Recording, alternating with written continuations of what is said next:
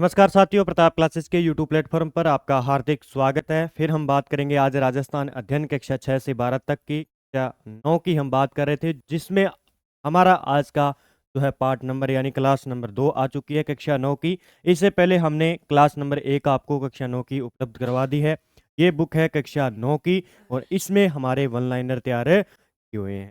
आपको डेली हम रिवीजन कराते हैं, तो आपको अच्छे तरीके से पढ़ना चाहिए। पशु परीक्षण शिक्षा का जो एग्ज़ाम है वो अभी पास में आ चुका है। 30 दिन लगभग आपके बाकी रह चुके हैं और नई फर्स्ट ग्रेड की भी वैकेंसी जारी हो चुकी है, तो उसके लिए महत्वपूर्ण आरपीएससी जो है डाटा आरबीएससी का उठाती है। उसके बाद में आपका संस्कृत शिक्षा विभाग का भी एग्ज़ाम है फर्स्ट ग्रेड सेकंड ग्रेड का। आगामी जो भी परीक्षाएं हैं उनके लिए महत्वपूर्ण है, ताकि आप अच्छे तरीके से कर पाए। और जो विद्यार्थी वीडियो देख रहे हैं, वीडियो को लाइक कर दीजिए, शेयर कर दीजिए और चैनल पर नए तो सब्सक्राइब कर लें और बेल आइकन का घंटा दबाएं, जिससे वीडियो अपलोड करेंगे आपके पास पहुंच। कक्षा 9 के अंदर हमने सबसे पहले बात की 1857 की क्रांति के बारे में, उसके बाद में प्रमुख व्यक्तित्व के बारे में, और उसके बाद में हम पढ़ेंगे आज किसान आंदोलन, जो कि हमारे क्वेश्चन चल रहे थे। उस क्वेश्चनों के आगे हम रिवाइज करते हैं। तो जीके के महासागर में आप अच्छे तरीके से तैयारी कर सकते हैं। रीट की तैयारी और पशु परिचय की तैयारी और अन्य जो भी आरएस की है, सेकंड ग्रेड है, फर्स्ट ग्रेड विद्यार्थियों के लिए महत्वपूर्ण सही। तो हम बात करते हैं। जयपुर राज्य में किसान आंदोलन के समय 1922 में सीकर के ठिकानेदार कौन थे? देखिए, जयपुर में जब किसान आंदोलन चला उस टाइम हम बात करें 1922 में, सीकर के ठिकानेदार कौन थे? कल्याण सिंह थे। कौन थे? कल्याण सिंह, याद रख लेना। 1947 में शेखावटी किसान आंदोलन की समाप्ति किसके प्रयासों से हुई? हीरालाल शास्त्री के प्रयासों से। याद रख लेना, शेखावटी में जो किसान आंदोलन हुआ था वो 1947 के अंदर हुआ था। शेखावटी जो भी क्षेत्र है सीकर झुंझुनू। 1914 में ठिकानेदार पृथ्वी सिंह की मृत्यु के बाद ठिकानेदार कौन बना, जो अल्पवयस्क था, जिस कारण जागीरी प्रशासन कोर्ट ऑफ वार्ड्स महाराणा के नियंत्रण में चला गया? तो वो केसरी सिंह। कौन था? केसरी सिंह। अब देखिए 1914 के अंदर कौन था ये ठिकानेदार? कौन था? ये था पृथ्वी सिंह। उसकी मृत्यु हो गई। उसके बाद में को बनाया गया जागीरदार, जो बनाया गया था ठिकानेदार बनाया गया था, वो बनाया गया था केसरी सिंह। ठीक है। बिजोलिया ठिकाने में ऊपरमाल क्षेत्र के लोग किसे महात्मा कहकर पुकारते थे? विजय सिंह पथिक को। विजय सिंह पथिक को याद कर लेना कि निम्न में से महात्मा किसे कहा जाता है? तो विजय सिंह पथिक को कहा जाता है। और बिजोलिया जो ठिकाने में ऊपरमाल क्षेत्र के जो लोग थे, इन्हें क्या कहते थे? महात्मा के नाम से जानते। ठीक है, विजय सिंह पथिक को। हरियाली अमावस्या के दिन ऊपरमाल पंच बोर्ड की स्थापना कब हुई? 1917 में। ये बहुत बार प्रश्न पूछा जाता है, इंपॉर्टेंट कर लेना। हरियाली अमावस्या के दिन ऊपरमाल पंच बोर्ड की एक तो स्थापना होती है। कब होती है? 1917 के अंदर। ये पूछा जाता है सीधा का सीधा कि ऊपरमाल पंच बोर्ड की स्थापना कब होती है? 1917 के अंदर, हरियाली अमावस्या। 1921 में मेनाल के बेरू कुंड से किस किसान आंदोलन की शुरुआत हुई? बेंगू किसान आंदोलन। याद रख लेना, बेंगू किसान आंदोलन की शुरुआत कहां से हुई? 1921 में हुई। एक तो वो याद रखना है। दूसरा, मेनाल के बेरू कुंड से जो है इस किसान आंदोलन की शुरुआत होती है, बेंगू किसान। बिजोलिया किसान आंदोलन के दौरान विद्या प्रचारिणी का गठन किसने किया था? तो ये विजय सिंह पथिक के द्वारा। क्या है? विद्या प्रचारिणी सभा का गठन जो किया गया था वो विजय सिंह पथिक के द्वारा। और किस आंदोलन के दौरान? बिजोलिया किसान आंदोलन। बिजोलिया किसान आंदोलन आपको पीछे पढ़ा था हमने, कितने चरणों में हुआ था? 3 चरणों में कंप्लीट हुआ था। और जो है हमने सब पढ़ा था पीछे। और विजय सिंह पथिक ने विद्या प्रचारिणी का गठन भी किया था। आगे देखिए,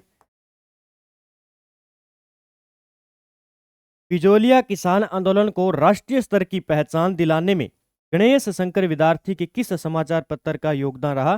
प्रताप।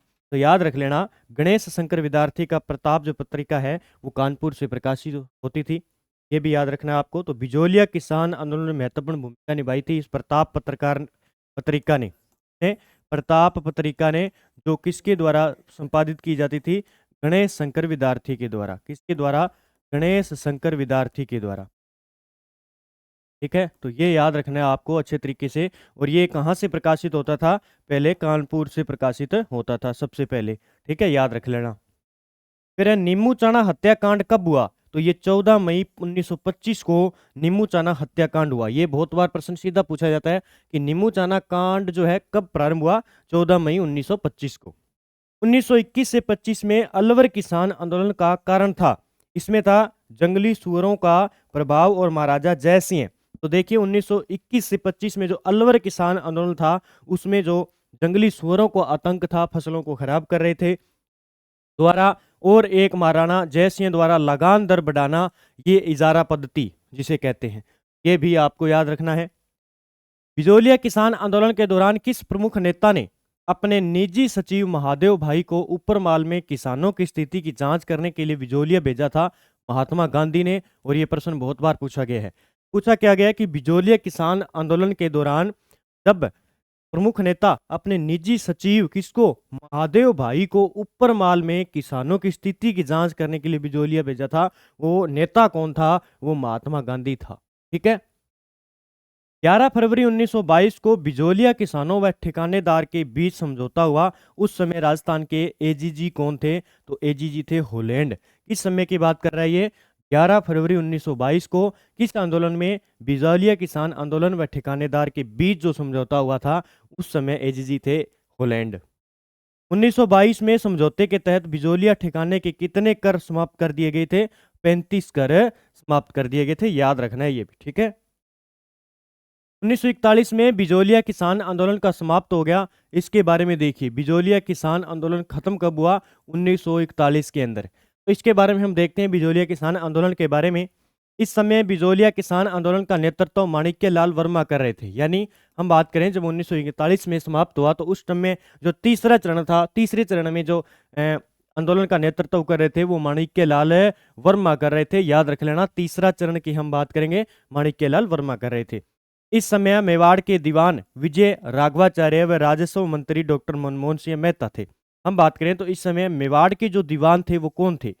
जब बिजोलिया किसान आंदोलन था, समाप्त की दौर था, तो एक तो राघवाचार्य थे और दूसरे थे राजस्व मंत्री डॉक्टर मोहन सिंह। 44 वर्ष तक चलता। एक तो ये पूछा जाता है कि बिजोलिया किसान आंदोलन कितने वर्ष तक चला? सबसे बड़ा आंदोलन हम बात करें तो 44 वर्ष तक यह आंदोलन समाप्त हो गया। तो ये इतनी थोड़ी डिटेल आपको याद रखनी है। आगे देखिए, गोविंद निवास गांव के नारायण जी पटेल का संबंध किस आंदोलन से है? तो यह है बिजोलिया किसान आंदोलन से। तो ये सारी की सारी जो लाइन है वो महत्वपूर्ण है, जो आरपीएससी फर्स्ट ग्रेड और सेकंड ग्रेड और आरएस के जो साथी तैयारी कर रहे हैं, वहां पे आपको स्पेशल ये टॉपिक होगा आपका किसान आंदोलन। तो आपको इस बुक में से अच्छे तरीके से रिवाइज करना है, एक एक लाइन को आपको लिख लेना है और यहाँ से सीधे प्रश्न बने। तो देखिए, गोविंद निवास गांव के नारायण जी पटेल का संबंध सीधा पूछा जाए तो बिजोलिया किसान आंदोलन से है, नारायण जी पटेल का। पेंगू किसान आंदोलन के तहत 1923 में शहीद हुए किसान कौन कौन थे? तो इसमें रूपा जी और कृपा जी। अब पूछा क्या जाता है सीधा प्रश्न कि रूपा जी और कृपा जी का संबंध किस किसान आंदोलन से है? रूपा जी व कृपा जी, इनका संबंध पूछे आपसे तो कौन सा हो जाएगा? बेंगू किसान आंदोलन। याद रख लेना भाई, बेंगू किसान आंदोलन से संबंधित है रूपा जी व कृपा जी। ये सीधा पूछा जाता है। पहला ऑप्शन में आपको बिजोलिया किसान आंदोलन मिलने वाला है। बेंगू किसान आंदोलन के दौरान हुए समझौते को कोलेस्विक समझौते की संज्ञा दी गई। यह किन के बीच हुआ था? ये ठाकुर अनूप सिंह व राजस्थान सेवा संघ। ठीक है, तो याद रख लेना, राजस्थान सेवा संघ। इसके बीच में बेंगू किसान आंदोलन के दौरान समझौते को बोलेस्विक समझौते की संज्ञा दी गई। ये किन किन के बीच हुआ था? एक तो थे ठाकुर अनूप सिंह, दूसरे राजस्थान सेवा संघ के जो भी संगठन। तो ये याद रख लेना है। और याद रख लेना कि किस आंदोलन को बोलेस्विक समझौते की संज्ञा भी दी है? तो बेंगू किसान आंदोलन। ये भी आपको प्रश्न याद रखना है। ठीक है। भरतपुर किसान आंदोलन के बारे में देखिए। अभी भरतपुर के अंदर जो किसान आंदोलन हुआ था उसके बारे में देखिए। 1921 में भरतपुर में नया भूमि बंदोबस्त लागू कर करों में वृद्धि की गई। क्या कर दिया गया? एक तो नया जो भूमि बंदोबस्त है उसमें जो है लागू करके करों में वृद्धि कर दी गई। आंदोलन का नेतृत्व 23 नवंबर 1931 को भोजी लंबरदार, ये फर्स्ट ग्रेड में आया था। अभी पिछली बार 2022 की जो फर्स्ट ग्रेड भर्ती हुई थी उसमें पूछा गया था। ये 2022 में पूछा गया कि भोजी लंबरदार का संबंध किस किसान आंदोलन से था? तो ये भरतपुर किसान आंदोलन था। तो किसी ने नहीं पढ़ा था ये, और बच्चे बोले थे सर नया प्रश्न आ गया। नया कहीं से नहीं आया, इस बुक में से आता ही आता। भोजी लंबरदार याद रखना है, ये है भरतपुर किसान आंदोलन से। ठीक है। नवंबर 1931 में भोजी लंबरदार की गिरफ्तार के समय आंदोलन समाप्त हुआ था। ठीक है, तो 1931 में भोजी लंबरदार को गिरफ्तार कर लिया गया और इसी के साथ में ये भरतपुर किसान आंदोलन की समाप्ति हो गई। अलवर में मेव किसान आंदोलन का नेतृत्व यासीन खान ने किया था। यह भी बहुत बार प्रश्न पूछा गया है कि अलवर के अंदर जो मेव किसान आंदोलन, अब आपसे पूछा जाए कि मेव किसान आंदोलन का संबंध किस जिले से है, अलवर से है, और इसका नेतृत्व किसने किया, यासीन खान ने। ठीक है, महात्मा गांधी ने किस हत्याकांड को जलियांवाला बाग हत्याकांड की दोहरी डहर सही की संज्ञा दी, तो ये नीमू चाणा हत्याकांड हो जाएगा।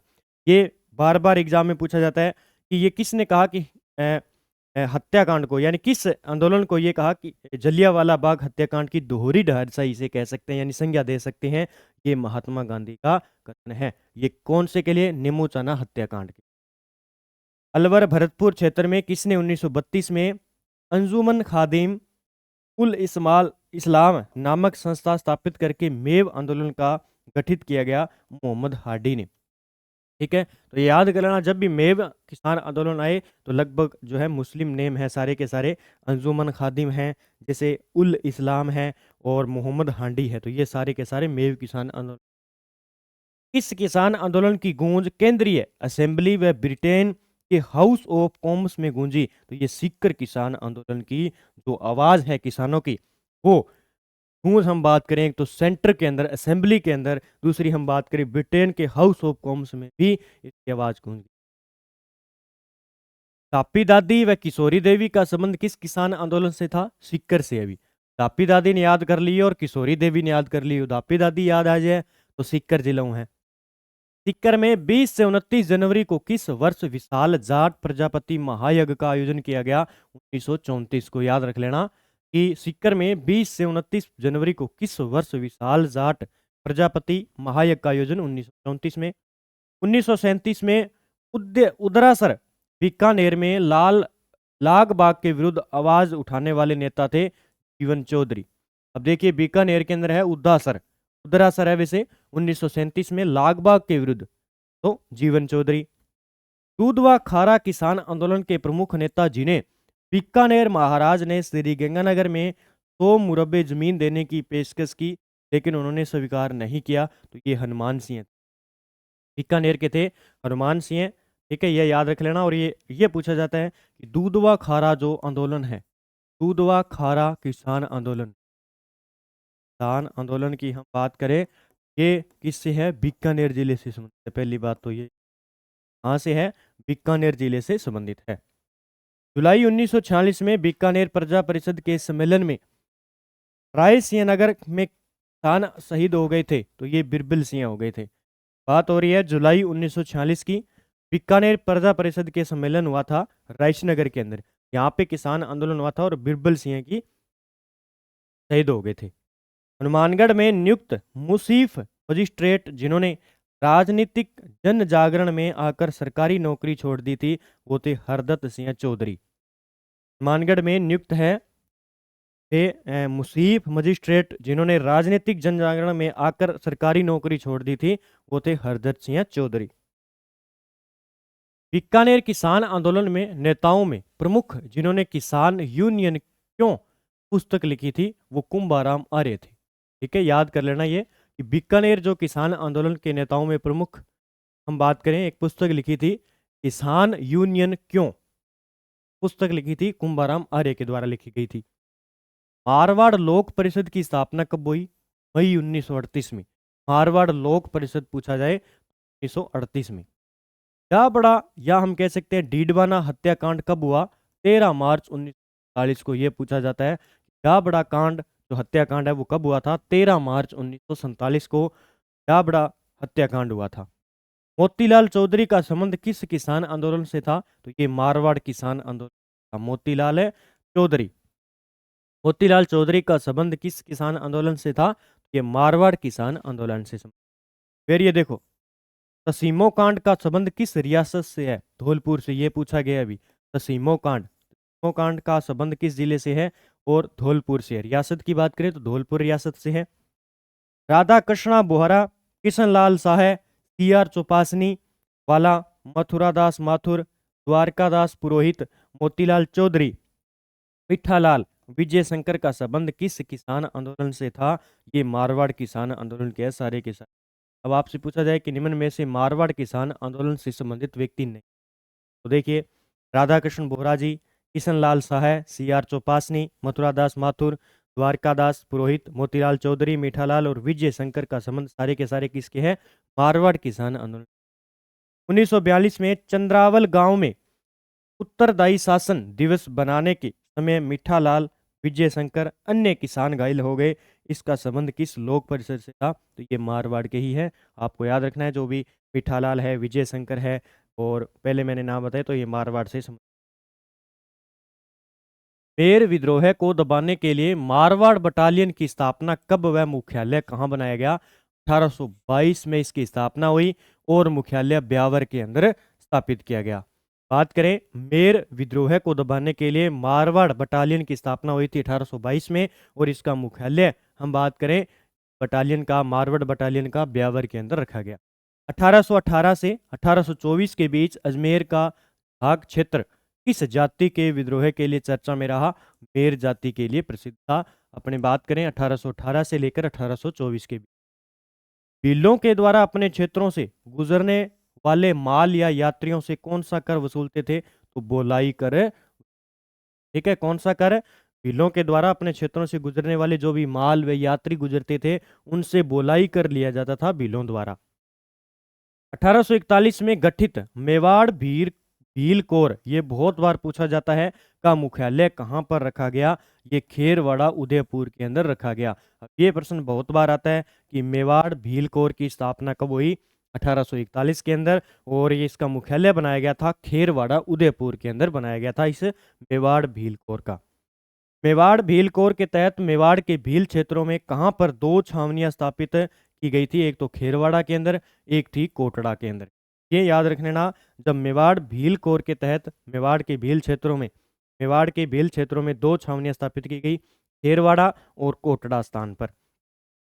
1856 में महाराणा ने बहता स्वाई सिंह को उदयपुर राज्य के किस क्षेत्र में भील विद्रोह को दबाने हेतु भेजा था?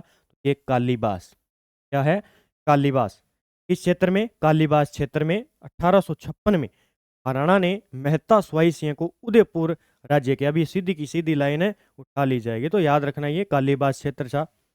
1873 से 74 के दौरान चिलकारी व शेरगढ़ गांव के भील छापामार गतिविधियों में लगातार विद्रोह कर रहे थे। यह किस राज्य के अंतर्गत आता है? तो बांसवाड़ा राज्य के अंतर्गत आता था। ठीक है, आगे देखिए, भीलों में जन जागृति लाने वाले गोविंद गिरी डूंगरपुर में किस गांव के निवासी थे? ये बेड़सा गांव। ये पूछा गया अभी, जो गोविंद गिरी का निवास स्थल कहाँ पे था? बेड़सा गांव था, डूंगरपुर के अंदर है। भीलों में जन जागृति लाने का जो है श्रेय था इनको, गोविंद गिरी को। डूंगरपुर में किस गांव के निवासी है? बेड़सा गांव के। गोविंद गिरी का संबंध किस परिवार से था? बंजारा परिवार के थे ये गोविंद गिरी। फिर देखिए गोविंद गिरी जी के बारे में, इन्होंने दयानंद सरस्वती की प्रेरणा से भीलों की सेवा की, पहली बात तो। ठीक है, दूसरा, कोट्टा बूंदी अखाड़े के साधु राजगिरी के शिष्य थे। ठीक है, 1883 में सिरोही में संप सभा की स्थापना की, ये पूछा जाता है। संप सभा की स्थापना 1883 में कहाँ पे की गई? सिरोही के अंदर। किसके द्वारा? गोविंद गिरी के द्वारा। उन्होंने भक्त आंदोलन चलाया था, ये भी याद रखना है, भक्त आंदोलन। ठीक है, ये दो ज्यादा इंपॉर्टेंट हो जाती है। एक तो संप सभा की स्थापना की इन्होंने सिरोही के अंदर 1883 में, दूसरा भक्त आंदोलन चलाया जो कि एग्जाम में पूछा जाता है। गोविंद गिरी ने 1908 से 1910 तक राजपुताना छोड़कर सूंठ व ईडर के भीलों में कार्य किया। यह किस राज्य में था? ये गुजरात के अंदर था। ठीक है, आगे देखिए, नवंबर 1913 में मानगढ़ पहाड़ी पर जब भीड़ एकत्रित हुई तो अंग्रेजों की तरफ से भीलों के सम्मेलन को कुचलने के लिए कौन सी कंपनियां पहुंची? तो इसमें मेवाड़ भील कोर, जिसकी स्थापना 1941 में की गई थी, ये पहुंची थी। के बाद में हम देखें तो एक थी 104 वेलेजली राइफल्स और एक 7वीं राजपूत रेजिमेंट पहुंची जहाँ पे मानगढ़ धाम जो बांसवाड़ा है, वहाँ पे जो भील व्यक्ति एकत्रित हुए थे, तो नवंबर 1913 की बात है।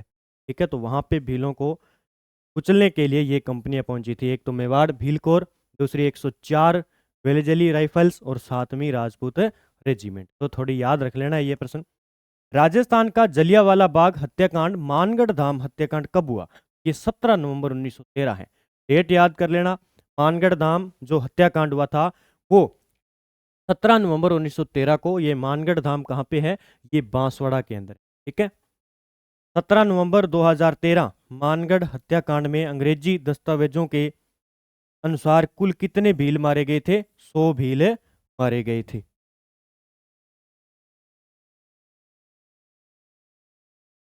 अगले प्रश्न की बात करते हैं। अगला प्रश्न हमारा 17 नवंबर 1913 को मानगढ़ धाम हत्याकांड के बाद गोविंद गिरी की स्थिति के बारे में देखिए। मानगढ़ धाम हत्याकांड हुआ, याद रख लेना, डेट याद रखनी है, 17 नवंबर 1913 को। और मानगढ़ धाम है कहाँ पे? ये वर्तमान में हम बात करें तो ये बांसवाड़ा जिले के, कहाँ पे? बांसवाड़ा जिले के अंदर है ये, जो कि बार बार पूछा जाता है कि मानगढ़ धाम कहाँ पे। 17 नवंबर 1913 को मानगढ़ धाम हत्याकांड के बाद गोविंद स्थिति की हम बात करें,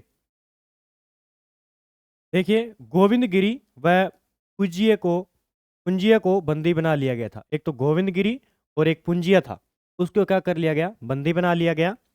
गोविंद गिरी को पहले आजीवन कारावास, फिर 10 वर्ष और फिर 7 वर्ष के पश्चात रिहा कर दिया गया, ठीक है। उसके बाद में सूत, डूंगरपुर, बांसवाड़ा, कुशलगढ़ व ईडर राज्य में प्रवेश निषेध किया इनका।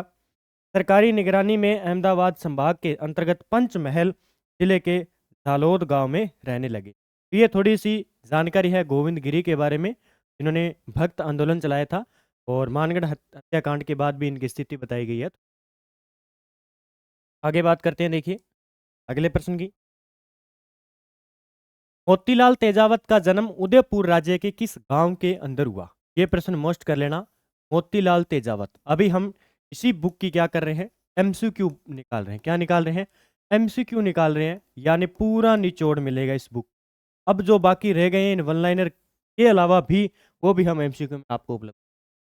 तो ये कोलियारी गांव है, अभी ये प्रश्न पूछा गया है, अभी ये कोलियारी गांव, ठीक है। और झाड़ोल, कोलियारी गांव झाड़ोल के अंदर हम बात करें तो इनका जन्म हुआ था, किनका? मोतीलाल तेजावत का। और ये पिछली बार रीट के अंदर आया था इस बुक में, रीट 2022 के अंदर आया कि मोतीलाल तेजावत का जन्म कहाँ पे हुआ था? ये कोलियारी गांव दिया हुआ था उसके अंदर। मोतीलाल तेजावत का संबंध किस जाति से था? तो ये ओसवाल बनिया जाति के थे मोतीलाल तेजावत। भीलों में जन जागृति फैलाने के लिए 1921 में एक ही आंदोलन की शुरुआत किसने की? मोतीलाल तेजावत ने। यह प्रश्न पूछा जाता है, एक ही आंदोलन की शुरुआत किसके द्वारा की गई? सबसे पहले तो आपको याद रखना है मोतीलाल तेजावत के द्वारा। और कब की गई? 1921 के अंदर की गई थी एक ही आंदोलन। इसके लिए भीलों में जन जागृति फैलाने के लिए, यानी भीलों को उत्साह दिलाने के लिए, साहस दिलाने के लिए एक ही आंदोलन बनाया गया, मोतीलाल तेजावत। उदयपुर के बाद मोतीलाल तेजावत के नेतृत्व में आदिवासी आंदोलन का दूसरा महत्वपूर्ण केंद्र कौन सा बना था? ये दूसरा बना था अपने सिरोही बना था। कौन सा बना था अभी? सिरोही बना था। ये थोड़ा सा आपको याद रखना।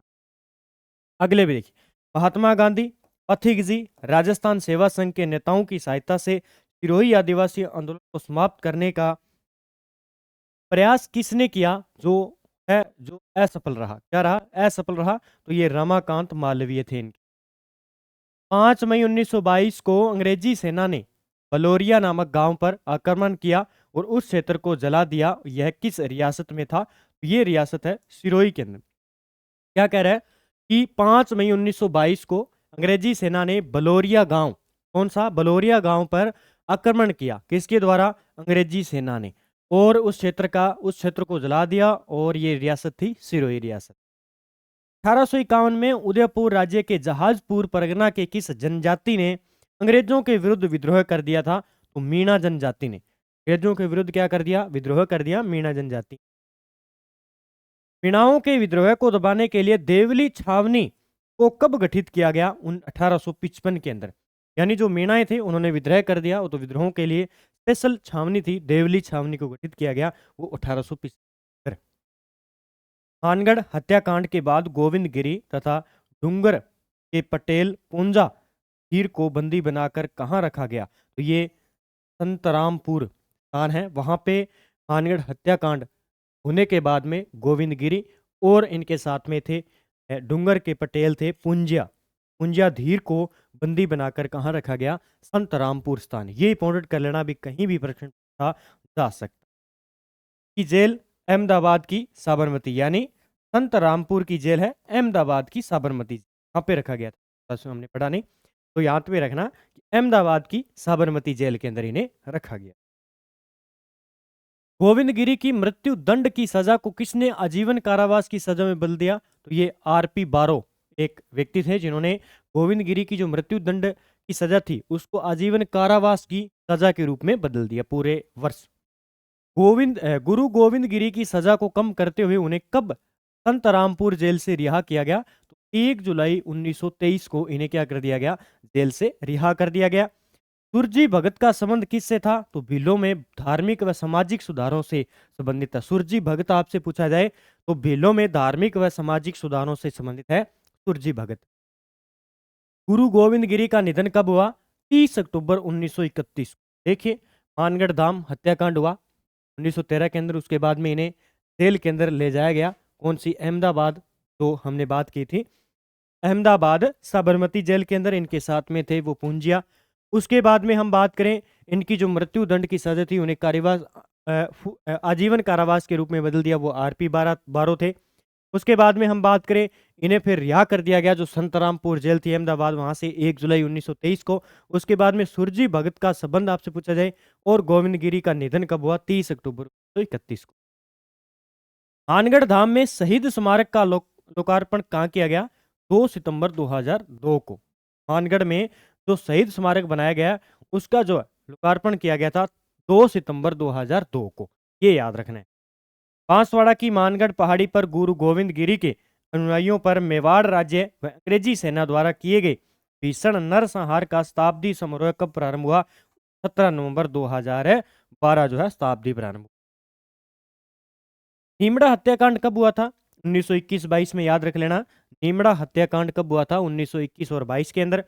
मेवाड़ पुकार नामक 21 सूत्री मांग पत्र तैयार किया गया था मोतीलाल तेजावत के बारे में, और ये एग्जाम में प्रश्न आता ही आता है। 21 सूत्री मांगे आपसे पूछा जाए तो ये मांगे थी मोतीलाल तेजावत के द्वारा मोतीलाल तेजावत के द्वारा। मेवाड़ पुकार नामक 21 सूत्री ये आ गई मोतीलाल तेजावत के द्वारा। नीमड़ा हत्याकांड किस आंदोलन से संबंधित है? एक ही आंदोलन से, याद कर लेना। नीमड़ा हत्याकांड हुआ कब था? 1921-22 के अंदर। फिर हम बात करें तो ये संबंध किस आंदोलन से था? तो एक ही आंदोलन से संबंधित था। महात्मा गांधी ने मोतीलाल तेजावत द्वारा आंदोलन को वापस लेने के लिए उनके पास किसे भेजा? तो ये मणिलाल कोठारी को भेजा था।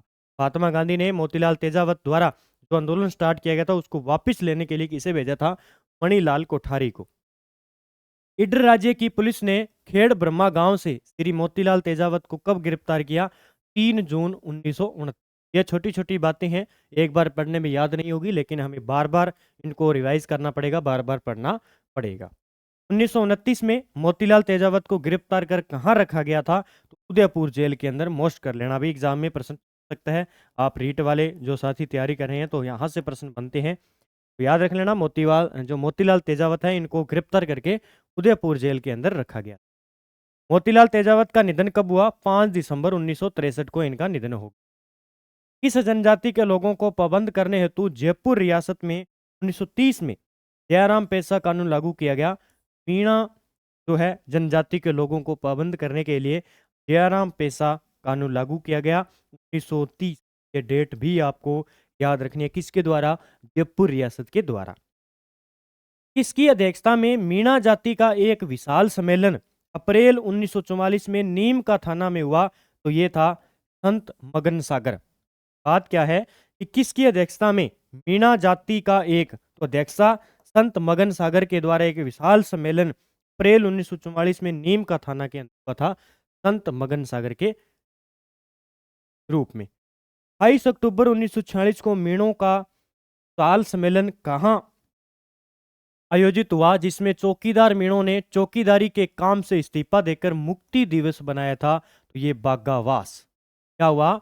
बागावास के अंदर ये आयोजित हुआ, जहां पे जो मीणा थे, चौकीदार मीणा, उन्होंने अपने चौकीदारी के काम से इस्तीफा देकर मुक्ति दिवस के रूप में बनाया, वो बागावास स्थान था। भक्त आंदोलन शीर्षक के नाम से पुस्तक के लेखक है वी.के. वशिष्ठ। मोस्ट कर लेना, भक्त आंदोलन के नाम से शीर्षक के रूप में पुस्तक के लेखक हैं वी.के. वशिष्ठ। शेखावाटी में 5 प्रमुख ठिकाने जिन्हें पंचपाणे कहा जाता है? एक तो बिसाऊ, मलसीसर, मंडावा, नवलगढ़ और डुडलोद। ये वो है जो शेखावटी के अंदर क्या है, प्रमुख ठिकाने हैं जिन्हें पंचपाणे के नाम से जाना जाता है। बिसाऊ है, मलसीसर है, मंडावा है, नवलगढ़ है और डुडलोद है।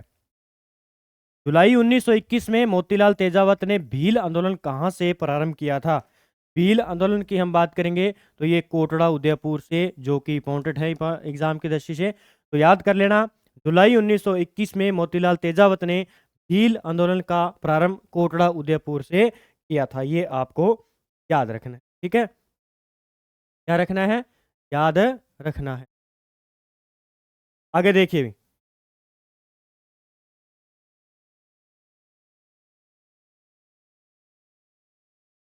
थोड़ा सा हम बड़ा कर लेते हैं ताकि हम इस चीज को देख सकेंगे, ठीक है? आपको थोड़ा सा साफ दिखाई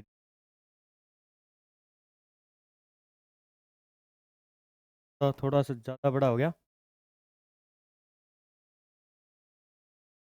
अब देखिए, ये हो गया कोटड़ा उदयपुर वाला। अगला देखिए, 1885 में सज्जन कीर्ति सुधारक नामक समाचार पत्र कहां से प्रकाशित होता था? देखिए क्या कह रहा है, 1885 की बात है। सज्जन कीर्ति सुधारक नामक पत्रिका, ये पूछा जाता है भी, ठीक है? तो ये प्रकाशित होता था उदयपुर से, सीधा पूछा जाता है। पहला तो पूछा जाता है कि सज्जन कीर्ति सुधारक समाचार पत्र 1885 में निकाला गया और प्रकाशित कहां से होता था? उदयपुर जिले से, ये याद रखना है। 1885 में अंग्रेजी साप्ताहिक थी राजस्थान टाइम्स पत्र कहां से प्रकाशित होता था? तो अजमेर से। ये बार बार प्रश्न आते हैं, चाहे आप आरएस की परीक्षा दे लेना, कोई भी पटवार की दे लेना, सीधा प्रश्न आता है ये बार बार। 1885 फिर आ गया, 85 में निकली राजस्थान टाइम्स पत्र, ये कहां से प्रकाशित होता था? अजमेर से। वही हम बात करें 1885 के अंदर सज्जन कीर्ति सुधार समाचार पत्र उदयपुर से निकाला गया था।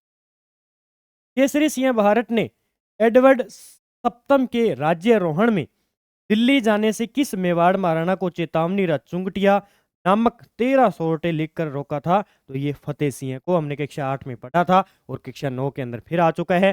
केसरी सिंह भारत की हम बात करें, इनके पुत्र थे प्रताप सिंह भारत और इनके भाई थे जोरावर सिंह भारत, जिन्होंने स्वतंत्रता के लिए अपना परिवार पूरा न्यौछावर कर दिया, शहीद हो गया। ये भी याद आपको रखना है, केसरी सिंह भारत।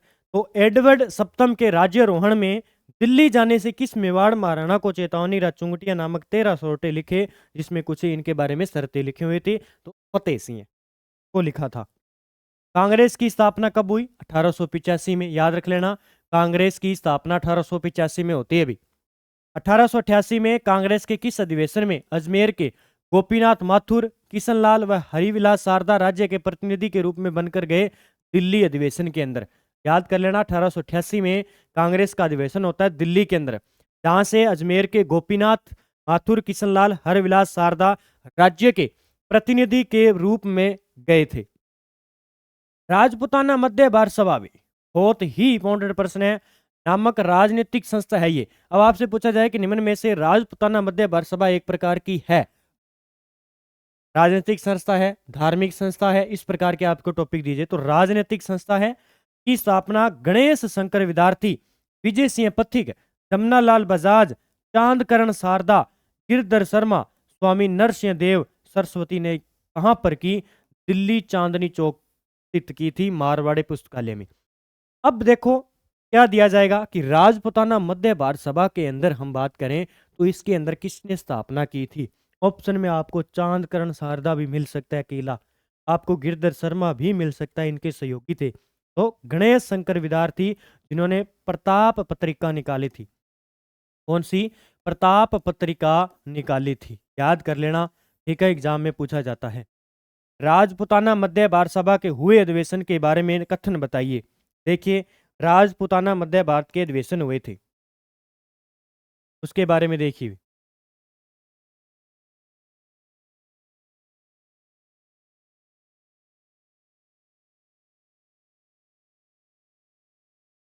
मैं बता देता हूँ कौन कौन से इसमें अधिवेशन हुए थे।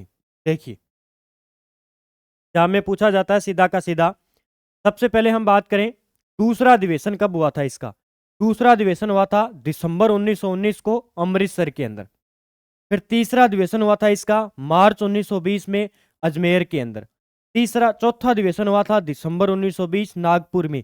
ये पूछा जाता है 1 और ये 2 इंपॉर्टेंट कर लेना।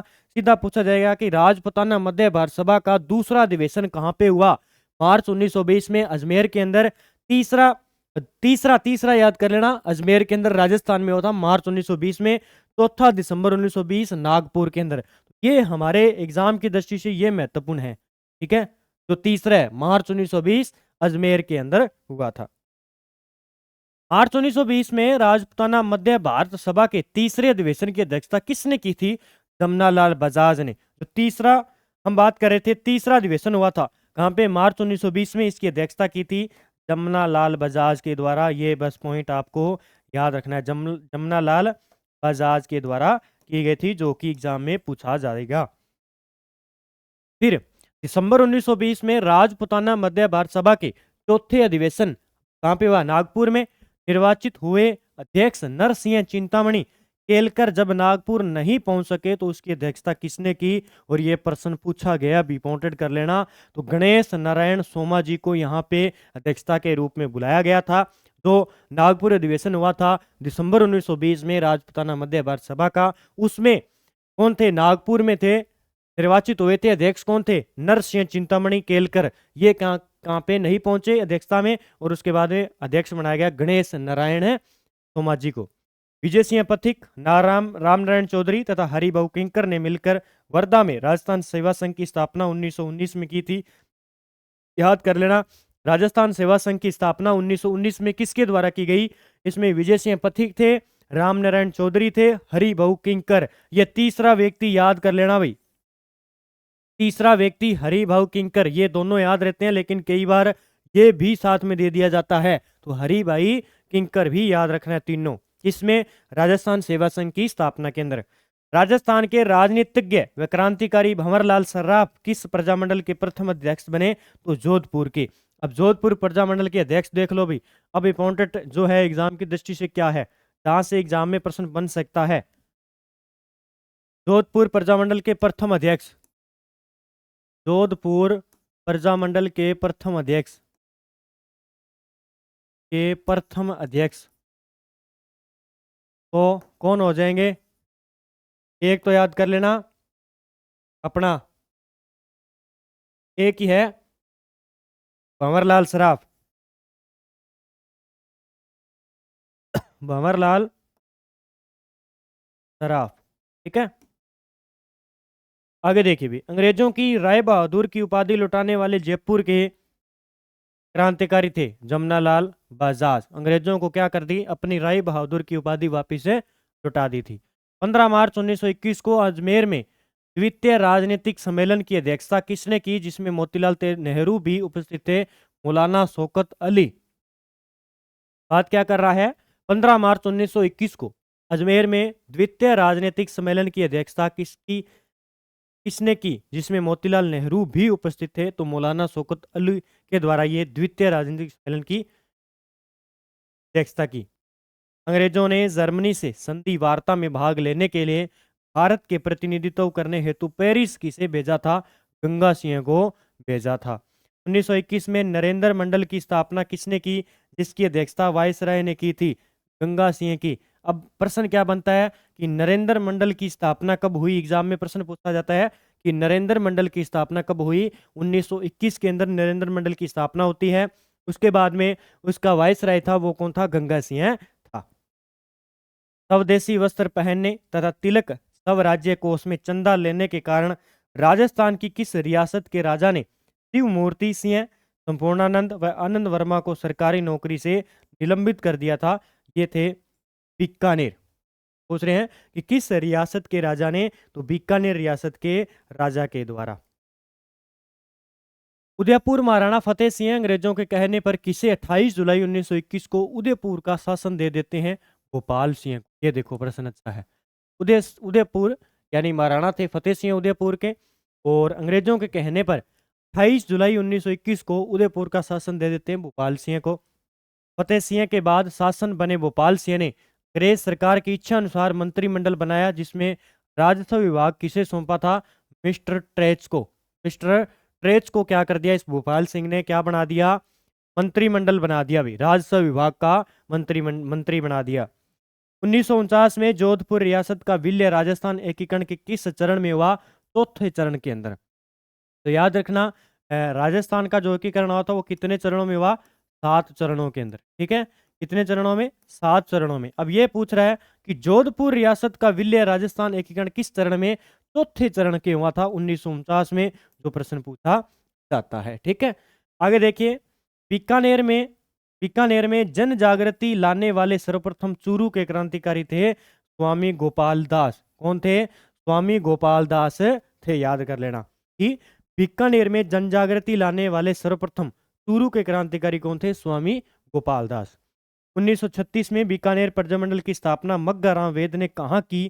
कलकत्ता में। ये पूछा जाता है अभी। क्या पूछा जाता है कि जो बीकानेर प्रजामंडल की स्थापना, पहले तो बीकानेर प्रजामंडल, फिर इसकी स्थापना की हम बात करें 1936। कब? 1936 के अंदर। फिर हम बात करें कहाँ पे की गई? ये की गई कलकत्ता के अंदर। ठीक है, ये थोड़ा सा आपको बायोडाटा याद रखना है, क्योंकि ये 2-3 आएंगे जो प्रजामंडल है जहाँ पे जिनकी स्थापना बाहर हुई थी। 1946 में महाराजा गंगा सिंह की मृत्यु के बाद बीकानेर के शासक बने थे शार्दुल सिंह। ठीक है, याद कर लेना, गंगा सिंह के बाद में बीकानेर के शासक बने शार्दुल सिंह। किस वर्ष बीकानेर एक्ट पास करके द्विसदनीय व्यवस्थापिका, राज्यसभा व धारा सभा, हाई कोर्ट व लोक सेवा आयोग की स्थापना की गई? 1947 के बाद।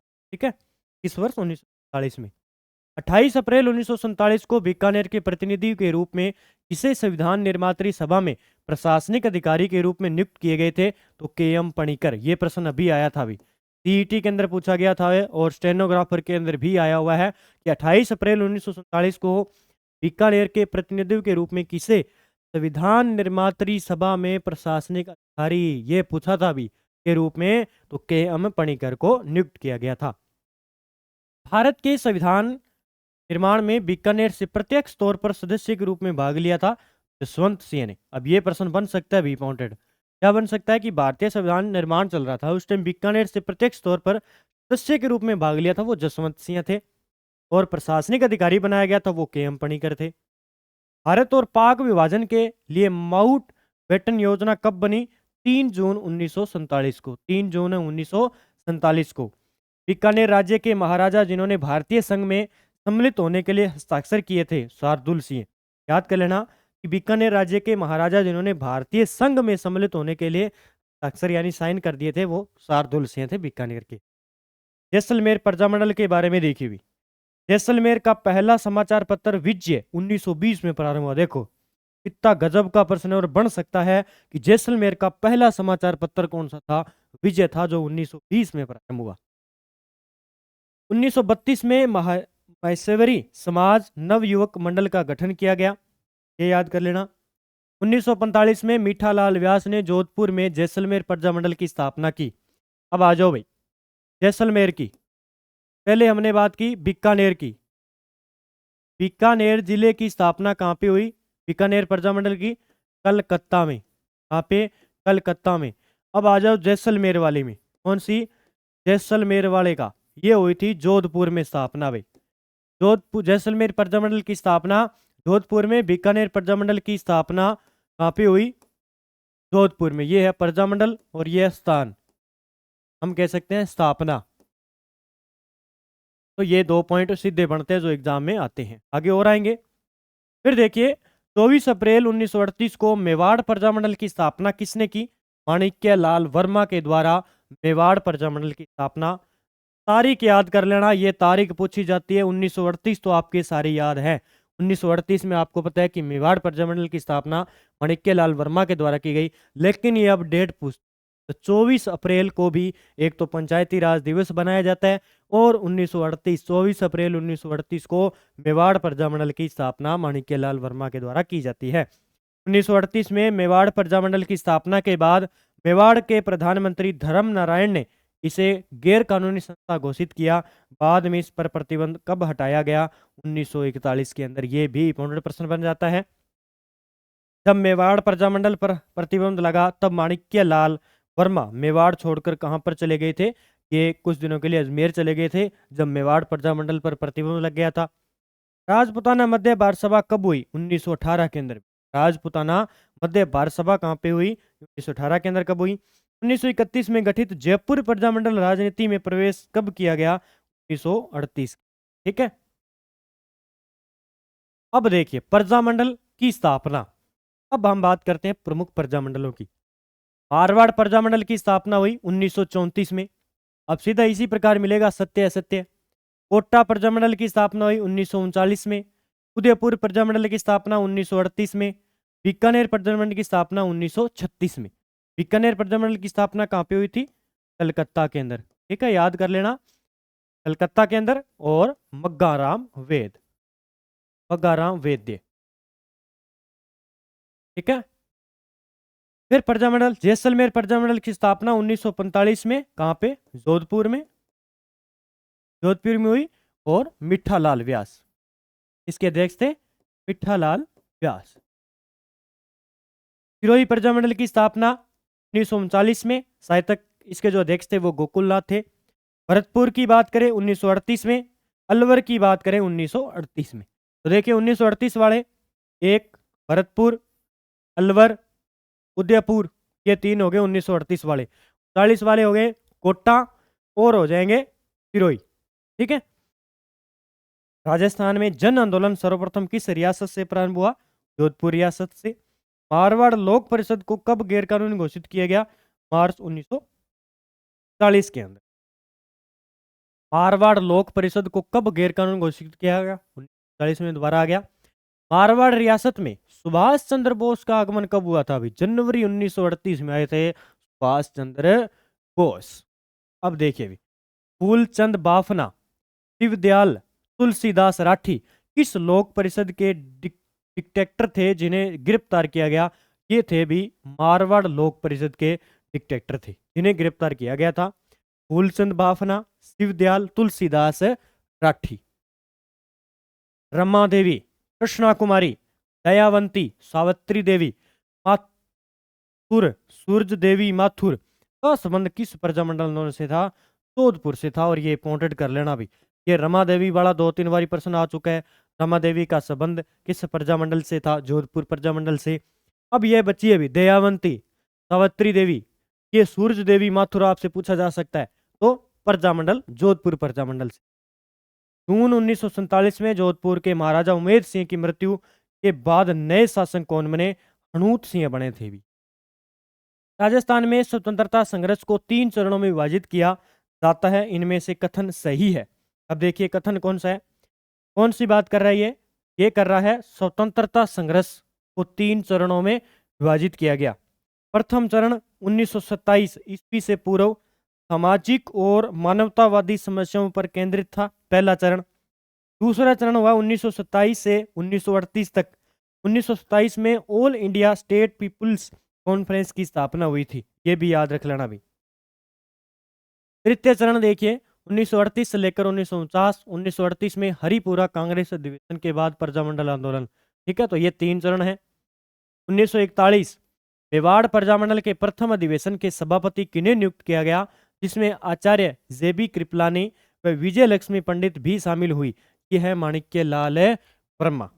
माणिक्यलाल वर्मा को मेवाड़ प्रजामंडल के प्रथम अधिवेशन के सभापति नियुक्त किए गए थे, जिसमें आचार्य जेबी कृपलानी और विजय लक्ष्मी पंडित भी इसमें शामिल थी। 1941 के अंदर मेवाड़ प्रजामंडल के प्रथम दिसंबर 1945 में मेवाड़ प्रजामंडल के निमंत्रण पर अखिल भारतीय देशी राज्य लोक परिषद का 7वां अधिवेशन कहाँ पे हुआ?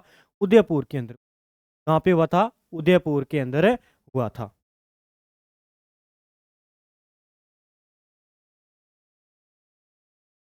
आगे देखिए उदयपुर में 7वें अखिल भारतीय देशी राज्य लोक परिषद की अध्यक्षता किसने की थी? पंडित जवाहरलाल नेहरू के द्वारा।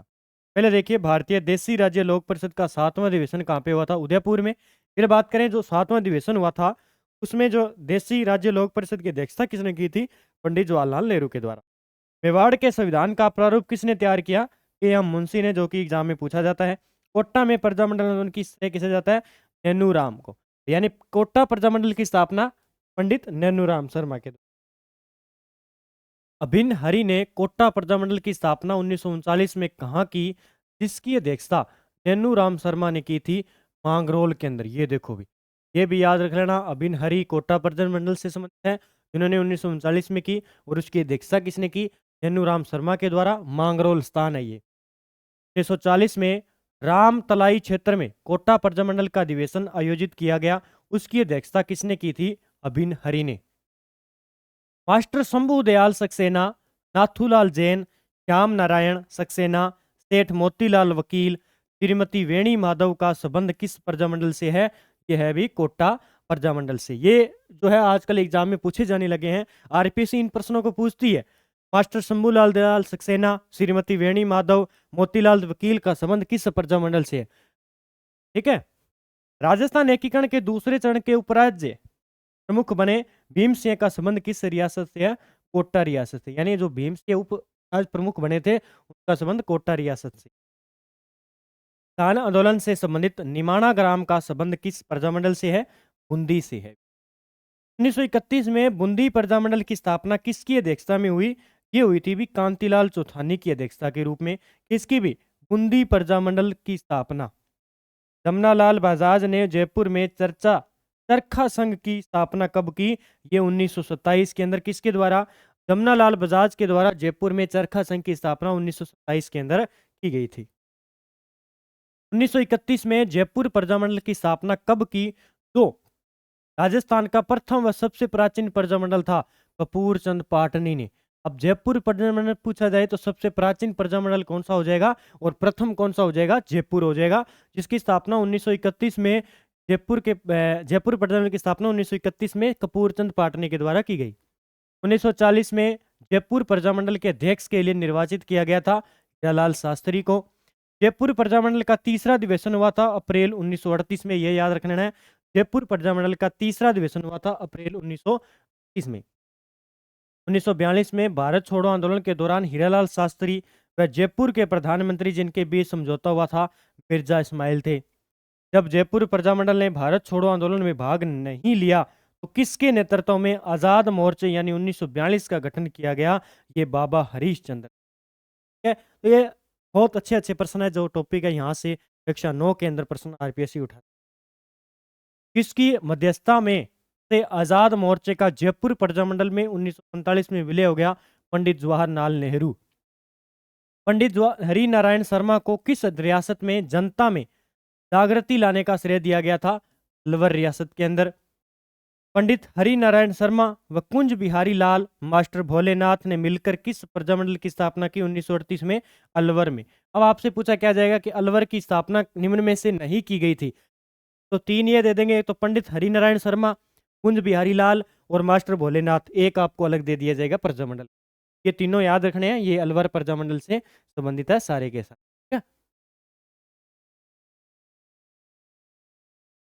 जनवरी 1944 में अलवर प्रजामंडल का प्रथम अधिवेशन किसकी अध्यक्षता में हुआ? भवानी शंकर शर्मा के अध्यक्षता में। बाबा हरीश चंद्र, चिरंजी लाल, विश्व विजय देश पांडे व मुक्तिलाल मोदी का संबंध किससे है? आजाद मोर्चा से संबंधित। 1934 में महात्मा गांधी ने राजस्थान का दौरा किया था। सर्वप्रथम वे किस स्थान पर आए थे? अजमेर के अंदर आए थे। कौन भी? महात्मा गांधी 1934 में। ठीक है, ये हमारे टोटल जो प्रश्न थे ये कंप्लीट कर लिए हैं। और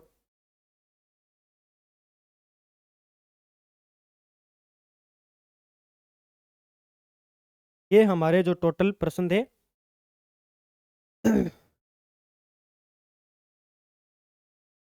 ये हमारी जो है डबल पीडीएफ हो चुकी है। ये